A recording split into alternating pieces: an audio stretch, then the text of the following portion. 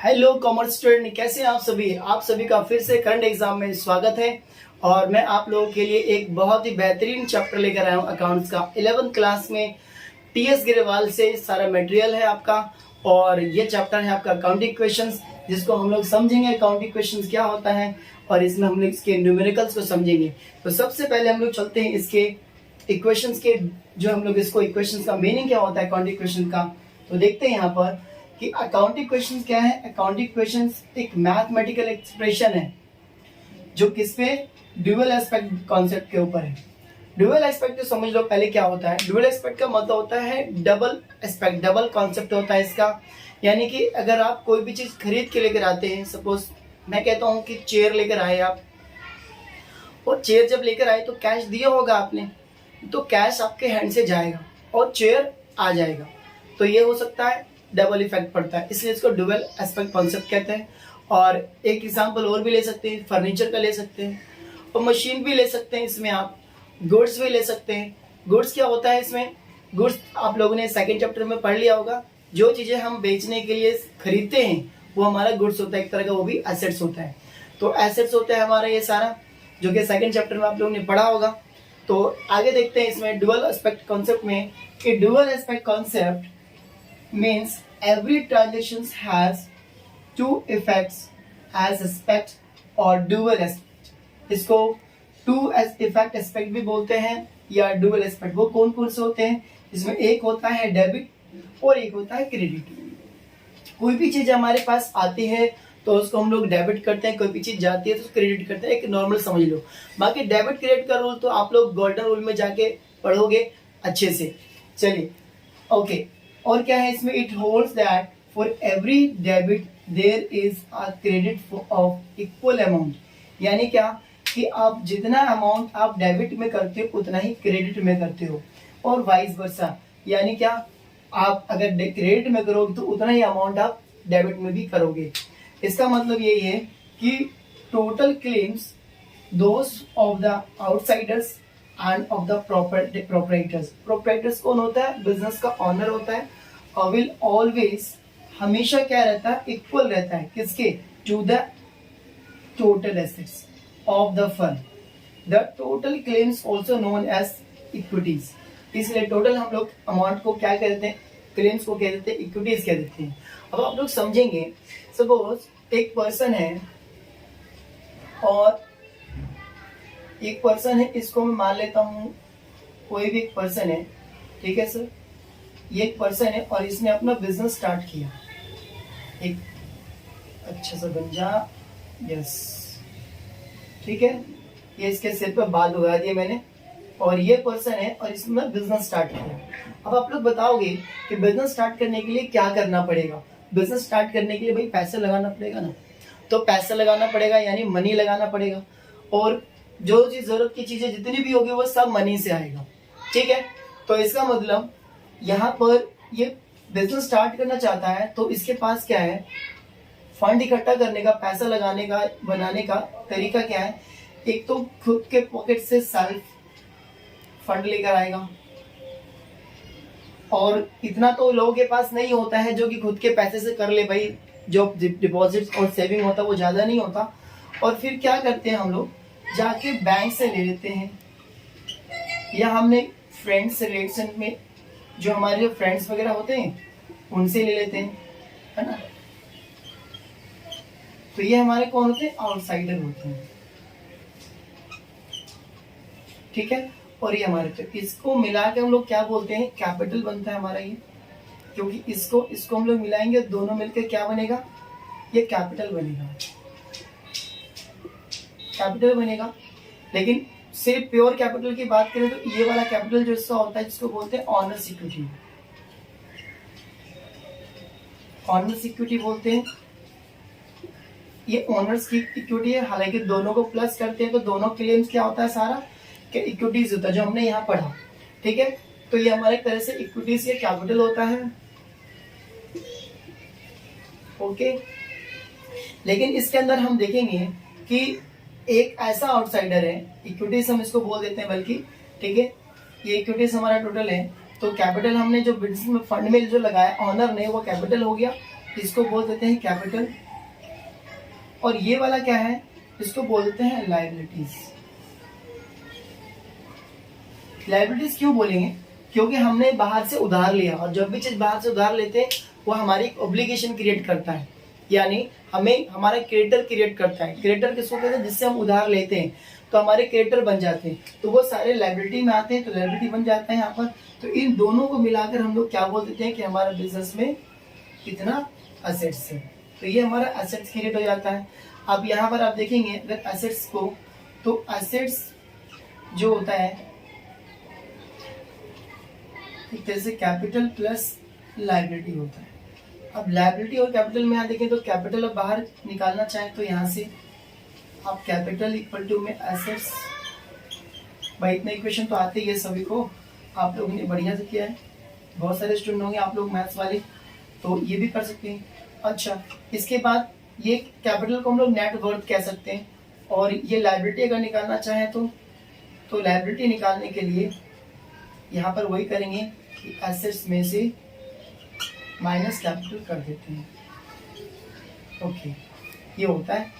इस तरीके से हम लोग देखते हैं यहाँ पर कि हमारा टोटल क्लेम जो होता है हमारा इक्विटीज होता है, और किस तरीके से एक बिजनेसमैन जो है, ये मान लेते हैं किसका नाम जो है कोई ए नाम है, ए नाम का कोई पर्सन है ना, तो इस पर्सन ने बिजनेस स्टार्ट किया, इसने कुछ फंड तो अपना जेब से लगाया और कुछ बाहर से लिया।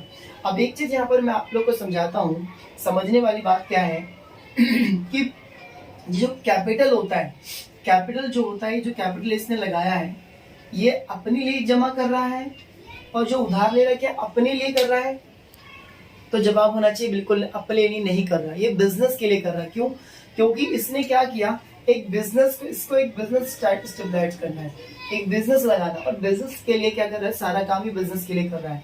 अब एक बात जानना है यहाँ पर कि बिजनेस जो है एक, इसमें जो है आप लोग समझोगे कि business is a separate entity माना जाता है। इसका मतलब क्या, पहले आप लोग इसको देख लो फटाफट, फिर उसके बाद मैं आगे बताऊं। तो ये वाला आप लोग स्क्रीनशॉट ले लो, चलो मैं इसको आगे बताता हूँ। इसमें एक सेपरेट एंटिटी का कॉन्सेप्ट आप लोगों को समझना बहुत जरूरी है, वरना फिर प्रॉब्लम हो जाएगी, आगे बहुत बड़ी प्रॉब्लम हो जाएगी।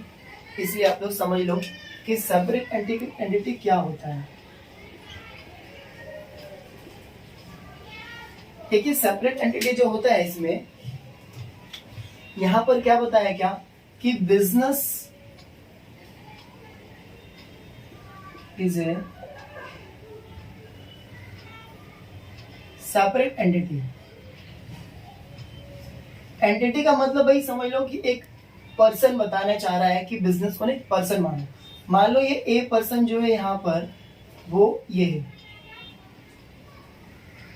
ठीक है भाई, और ये ए पर्सन है, जो ये कौन सा पर्सन है, ये नेचुरल पर्सन है, वो नेचुरल पर्सन, और इसमें बोला गया ये बी है, बी क्या है, एक बिजनेस है कि नहीं, बी एक बिजनेस है, और बोला गया जो बिजनेस है ना इसको भी पर्सन मान लो, यानी इसको भी हम पर्सन मानेंगे। हाँ जी, इसका मतलब क्या, अगर आप बिजनेस स्टार्ट करोगे, बिजनेस को खड़ा करोगे, बिजनेस को लगाओगे, स्टेबलाइज बिजनेस करते हो, तो बिजनेस के लिए आप सारा इंतजाम करते हो भाई, फंड इकट्ठा करते हो, कैपिटल लगाते हो, जिसको बोलते हो आप ऑनर इक्विटी, या फिर आप जो भी फर्नीचर लेते हो, या कंप्यूटर हो गया, या गुड्स मटेरियल वगैरह हो गया, वो सारा, या लैंड वगैरह हो गया सारा, वो सारा का सारा क्या होता है, एक लायबिलिटी नेचर का होता है, लायबिलिटी नेचर का होता है। ऑल कैपिटल्स, जितना भी अपने कैपिटल लगाया वो सारा हमारा जो है नेचुरली क्या है, वो नेचर कैसा रहता है उसका लायबिलिटी होता है, यानी लायबिलिटी साइड में जाएगा। और ये क्यों जाएगा, क्योंकि ये सारा का सारा बिजनेस में ही डालने वाला है। जैसे कि आप लोग समझो, अगर आप लोगों ने एक बिजनेस स्टार्ट किया है ना, बिजनेस स्टार्ट किया, और बिजनेस स्टार्ट करने के लिए आप लोग को लोन की जरूरत पड़ती है, लोन की नीड होती है, तो आप लोग क्या करते हो, बैंक जाते हो, है कि नहीं, तो बैंक जाते हो, तो क्या बैंक में आप लोन किसके नाम पर लोगे, ऑब्वियसली बिजनेस के लिए लोगे, अपने लिए तो नहीं लोगे, है कि नहीं। तो इसमें जो है सारा का सारा डॉक्यूमेंट्स वो देखना चाहेगा कि भाई आपका कितना का बजट है बिजनेस का, कितना करना चाहते हो, वो सारा का सारा वो देखेगा। तो सारा डॉक्यूमेंट्स वो बिजनेस का ही देखने वाला, जो भी इसमें XYZ कंपनी कोई भी है बिजनेस का, तो इसके नाम से मिलेगा। ऑनर से मतलब नहीं है। फिर ऑनर ने लोन लिया और बिजनेस में डाल दिया, तो बिजनेस क्या है, परपिचुअल है, गोइंग कंसर्न है, मतलब कंटिन्यू चलता रहता है कि नहीं, पढ़ा है पीछे भी। तो इसका मतलब क्या होता है कि इसको हम लोग सेपरेट एंटिटी मान के चलेंगे। तो इसका जो भी कैपिटल होता है वो एक जो नेचुरली जो क्या होता है उसका नेचर, वो एक लायबिलिटी नेचर का होता है। ओके, आई होप कि आपको ये सेपरेट एंटिटी वाला प्रॉब्लम समझ में आया होगा, क्योंकि इसी के बेस पर हम लोग आगे कर पाएंगे। चलिए इसके आगे चलते हैं। यहाँ पर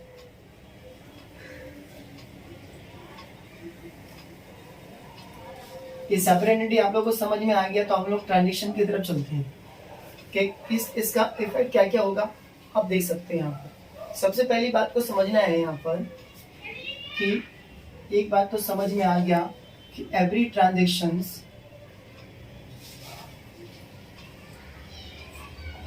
हैज ड्यूअल एस्पेक्ट कॉन्सेप्ट, और कह सकते हो डबल इफेक्ट पड़ता है, डबल इफेक्ट ऑफ ट्रांजेक्शन। यानी आप कुछ भी खरीदोगे तो डबल इफेक्ट पड़ेगा, है ना। अगर आपने परचेज किया, एग्जांपल के लिए goods purchased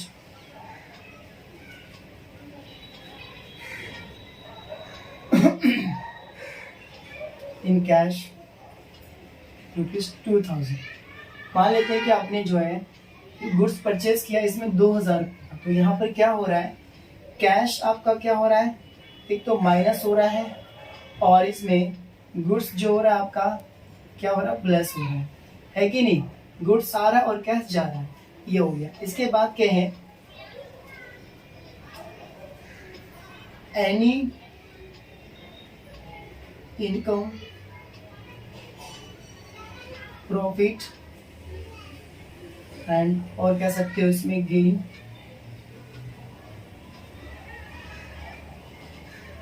increases the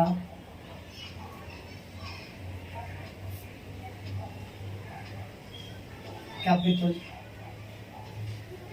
with cash of assets। Okay, अगर कोई इनकम, अगर प्रॉफिट गेन कुछ भी अगर होता है तो वो कैपिटल को क्या करेगा, इंक्रीज करेगा, कैश को इंक्रीज करने के साथ, ठीक है। और इसमें एनी लॉसेस या एक्सपेंसेस या कोई drawing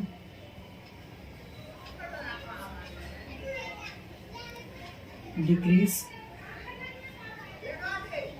the capital with cash of assets. Assets की तरफ से कैश में कम होने के साथ कैपिटल भी क्या होगा, अगर कोई लॉस होता है, कोई एक्सपेंसेस होता है, या कोई ड्राइंग करता है बिजनेस में। ड्राइंग किसको कहते हैं, अगर आप बिजनेस में अपने पर्पस के लिए, अपने जरूरत के लिए पैसा निकालते हो फर्म से, तो वो आपका ड्राइंग होता है। उस ड्राइंग पे फर्म क्या करती है, या क्या करती है, उस पर चार्ज करती है, इंटरेस्ट चार्ज करती है ना, वो इसीलिए, और उसको पे करना होता है, जो फर्म की इनकम मानी जाती है। और बाकी ड्राइंग निकाल लेंगे तो ड्राइंग क्या करेगा, कैश माइनस करेगा एसेट्स में से, और कैपिटल भी माइनस कर देगा। ओके, तो यहाँ पर आप लोग समझ रहे हो कि ये इफेक्ट पड़ते हैं इसके अंदर में।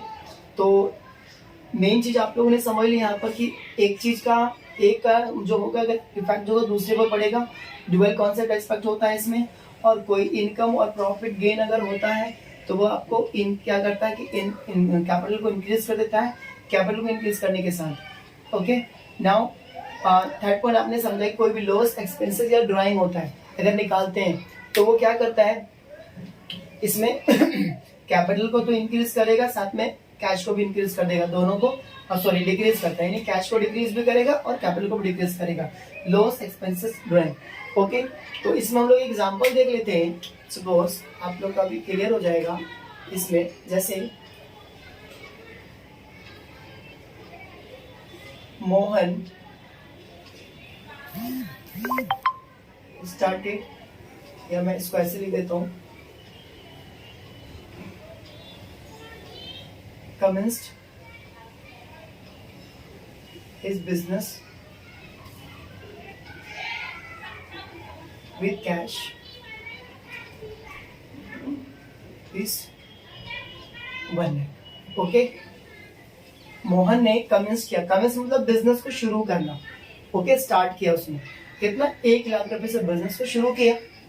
और दूसरा देखेंगे आप, purchased goods in cash rupees 10,000. Okay, third देखेंगे, purchased furniture in cash of rupees 1,000. Okay, एक एंट्री और ले लेते हैं.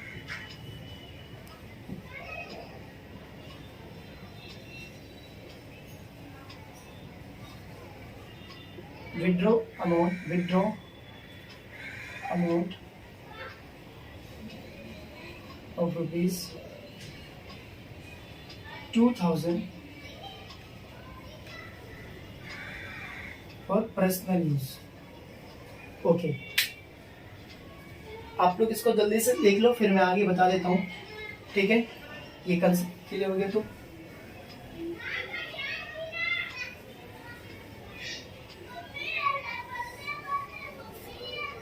एक एंट्री और ले लेते हैं, 5 हो जाएगा. रेंट पेड रुपीज 200, 200 रुपए का रेंट पेड भी किया है. ओके, अब इसमें हम लोग करने का तरीका क्या है, इसको देख लेना आप लोग. सबसे पहले हम लोग इसमें सीरियल नंबर लिख लेते हैं एक, और यहाँ पे लिखेंगे ट्रांजेक्शन्स लिखेंगे. इस तरफ हम लोग लिखते हैं, जगह कम बढ़ गया, कोई बात नहीं. Assets equal to liability plus capital. अब हम लोग क्वेश्चंस के हिसाब से जो है, चाहो तो क्वेश्चंस को देख के इस तरह से लिख लो, अदरवाइज आप डायरेक्ट भी कर सकते हैं कि सीधा. वो क्या है कि एसेट्स के साइड में क्या क्या हो सकता है, तो कैश हो सकता है, स्टॉक हो सकता है. स्टॉक का मतलब होता है गुड्स, गुड्स का ही स्टॉक बनता है. ओके, और ये हो गया फर्नीचर, और ये हो गया यहाँ पर डेटर. मैंने इतना ले लिया, और ये हो गया क्रेडिटर, और ये हो गया यहाँ पर कैपिटल. और इस तरीके से मैंने इसको लिख लिया. फर्स्ट ट्रांजेक्शन को देखेंगे. ओके, ये एग्जांपल देख लेते हैं एक फटाक से, कि जैसे कि इसमें हमने बताया, एक एग्जांपल हमने, Mohan commences business with cash rupees 1 lakh. तो लिख लेते हैं Mohan commences business with cash. अब जैसे कि अभी समझा हमने कि डबल इफेक्ट होता है, तो कैश आएगा तो कैश हमारा लायबिलिटी बनेगा, फिर बाद में जाके मतलब कैपिटल का बनेगा तो कैपिटल भी आएगा. तो कितना, 1 लाख रुपए हमारा ये हो गया, और स्टॉक 0 है, फर्नीचर 0, डेटर 0. तो क्रेडिटर लायबिलिटी में तो कुछ नहीं आएगा, और कैपिटल बन गया कितना, 1 लाख. सेकेंड ट्रांजेक्शन क्या कह रहा है इसमें, जैसे परचेज गुड्स इन कैश 10,000. तो 10,000 को गुड्स परचेज किया, परचेज गुड्स इन कैश. भाई कैश का मतलब क्या हो गया कि गुड्स हमने परचेज किया, तो कैश गया और गुड्स आया. तो कैश कितना गया, 10,000, और 10,000 का ही गुड्स आ गया, प्लस 0 इक्वल टू में 0 प्लस 1 लाख. ये 1 लाख है, और 1 लाख का इसमें कोई इफेक्ट नहीं पड़ेगा, यहाँ पर ये ऐसे रहेगा. अब इसको देख लो, ये कितना जाएगा, 99,000. तो ये हो गया,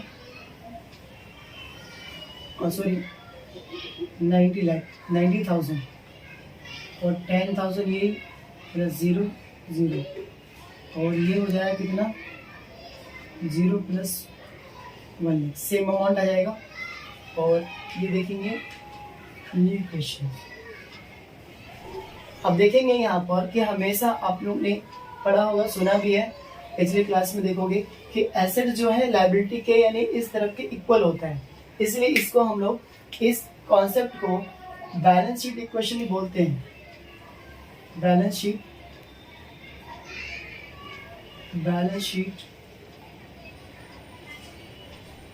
इक्वेशन यानी अकाउंटिंग इक्वेशंस को बैलेंस शीट इक्वेशन ही बोलते हैं, क्योंकि हमारा बैलेंस इक्वल आता है। आप देखोगे यहाँ बैलेंस इक्वल ही रहेगा, अलग नहीं होगा। तीसरा ट्रांजेक्शन है परचेज फर्नीचर इन कैश 1000, तो परचेज फर्नीचर इन कैश। तो अब देखेंगे फर्नीचर परचेज किया तो 1000 का क्या होगा,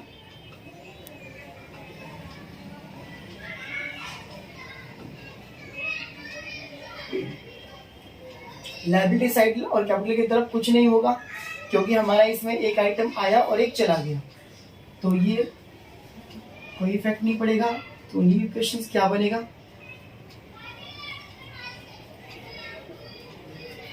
ये हो जाएगा 89,000, ये हो गया 10,000 और ये 1000, 0 इक्वल टू में 0 और ये हो जाएगा 1 लाख। ओके, 4 ट्रांजेक्शन क्या कह रहा है, withdraw amount ₹2000 for personal use. Withdraw amount for personal use, मैं शॉर्ट में लिख रहा हूँ, चीजों को समझना है आप लोगों को। ओके, तो कितना निकाला है 2000 रुपये, तो कैश माइनस हो जाएगा,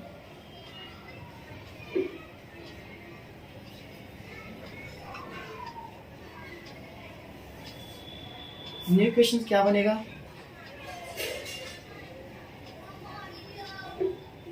87,000 प्लस 10,000 प्लस ये 2000 माइनस कर दिया प्लस 1000, 0 और ये हो गया 0 प्लस में 98,000, 2000 माइनस कर देंगे तो ये न्यू इक्वेशन बन गया। फिफ्थ ट्रांजेक्शन मतलब rent paid ₹200, rent paid ₹200। Rent paid करेंगे तो एक्सपेंसेस होता है, तो कैश पे करेंगे इधर से कैश में जाएगा, उधर कैपिटल भी कम हो जाएगा, तो 200 रुपये इधर से माइनस, इधर से 0 0 0 इक्वल टू में 0 माइनस 200। अब आप लोग देख सकते हैं, मैं एक बार इसको मिटा देता हूँ ऊपर वाले को और फिर न्यू क्वेश्चन लिख के फिर दिखा देता हूँ क्या बनेगा।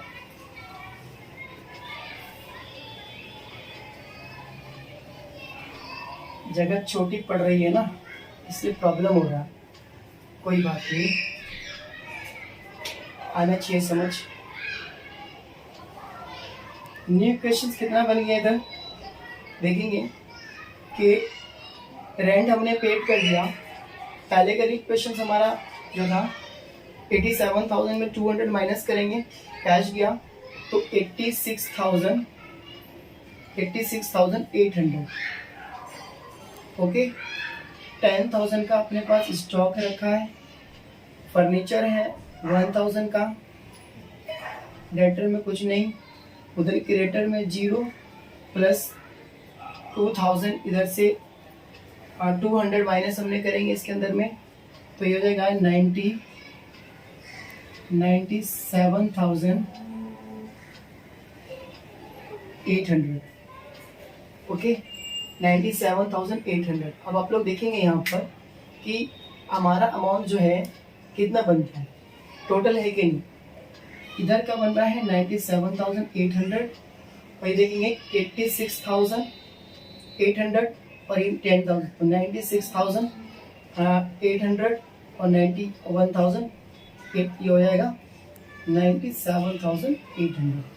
इट मीन्स इक्वल है बच्चों। इस तरीके से हम लोग जो है यहाँ पर करते हैं, ठीक है। आई होप कि आप लोगों को चीजें समझ में आई होगी, इसका कॉन्सेप्ट ये वाला कि किस तरीके से हम लोग क्वेश्चंस करेंगे।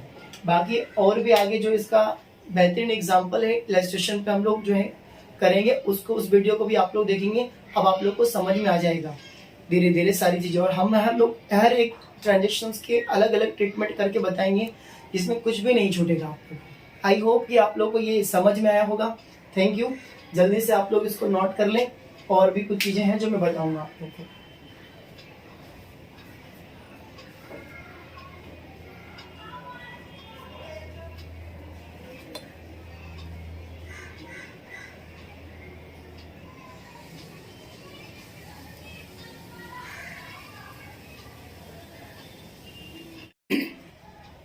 ओके स्टूडेंट, अभी आप लोगों ने देखा कि किस तरीके से अकाउंटिंग क्वेश्चन कैसे हम लोगों ने प्रिपेयर किया, और अब इसमें बात यहाँ पर खत्म नहीं हो जाती है, क्योंकि इसमें आगे क्वेश्चन इस तरीके से पूछा जाता है कि प्रिपेयर द अकाउंटिंग क्वेश्चन, जो अभी हम लोगों ने किया, and show the balance sheet. और बैलेंस शीट के को लेकर एक प्रॉपर एक क्वेश्चन बनता है यहाँ पर। तो बैलेंस शीट कैसे बनता है, हम लोग इस जो भी हम लोगों ने एक क्वेश्चन निकाला था, न्यू क्वेश्चन, जिसमें कि हम लोग ने यहाँ पर cash, stock, furniture, debtors, creditors और कैपिटल, इसके बिहाफ से हम लोग क्या करेंगे, बैलेंस शीट बनाएंगे। और चलो देखते हैं इसमें बैलेंस शीट हम लोग किस तरीके से बनाते हैं। बैलेंस शीट एज एट 31 मार्च 2022, ये इसका पूरा फॉर्मेट है। ओके, क्योंकि हम लोग यहाँ पर 2022 क्यों लेते हैं, जो भी ईयर चल रहा होता है उसमें हम लोग लेंगे यहाँ पर। अगर एक क्वेश्चन में दे रखा है, ठीक है, नहीं तो आप यहाँ पर 2000 करके इस तरीके से आप डॉट डॉट डाल सकते हैं। ओके, और 31 मार्च इसमें क्यों डाला गया, क्योंकि भाई ये 31 मार्च यानी एंड ऑफ द पीरियड में ही बनता है, साल के एंड में। ओके, तो अभी देखते हैं इसमें क्या क्या होता है। यहाँ पर सबसे पहले यहाँ पर लिखिए हम लोग एसेट्स, और ये वाला होता है अमाउंट, जो कि डेबिट होता है इधर एसेट की तरफ, और ये होता है लायबिलिटीज, जो कि क्रेडिट होता है इस तरफ। एक मिनट, अमाउंट ले लेते।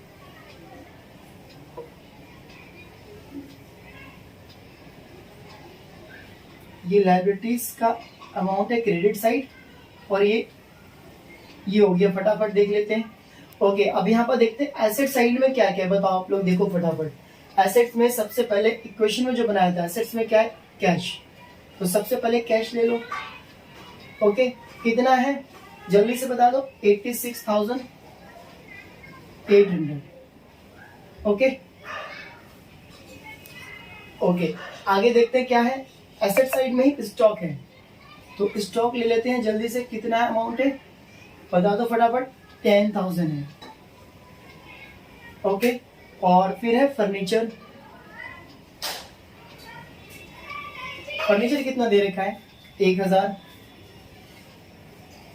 और डेटर कितना है सर, डेटर तो कुछ है ही नहीं, तो कुछ नहीं है तो छोड़ देते हैं। और लायबिलिटी साइड में क्या है, सबसे पहले कैपिटल लिख लेते हैं। कैपिटल लिख लेते हैं, फॉर्मेट होता है ये। तो यहाँ पर कितना है कैपिटल, 97,800। और इसके बाद आता है क्रेडिटर। तो क्रेडिटर्स कितना है, इसमें कुछ नहीं है, 0। इसको हम लोग छोड़ देंगे ऐसे, और बाकी कुछ तो है ही नहीं, तो अमाउंट को इक्वल कर देंगे, नीचे डाल देंगे। कितना आता है अमाउंट, सेम अमाउंट आया था, अभी हम लोगों ने देखा था 97,800, और ये भी हो जाएगा 97,800।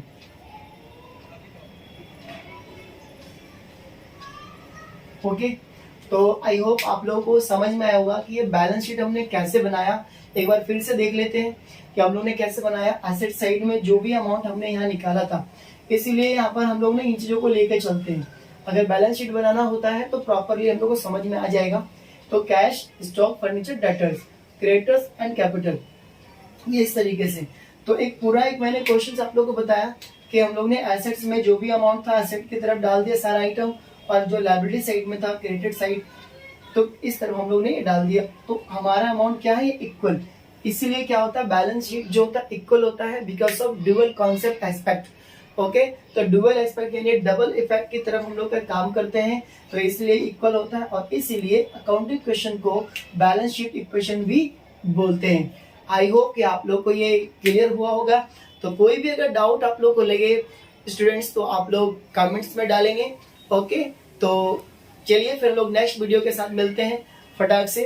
नए इलस्ट्रेशन के हम लोग नए इलस्ट्रेशन जो करेंगे इसमें इलस्ट्रेशन 1 2 3 से कंटिन्यू करेंगे और प्रैक्टिकल क्वेश्चंस को भी हम लोग डील करेंगे। Thank you.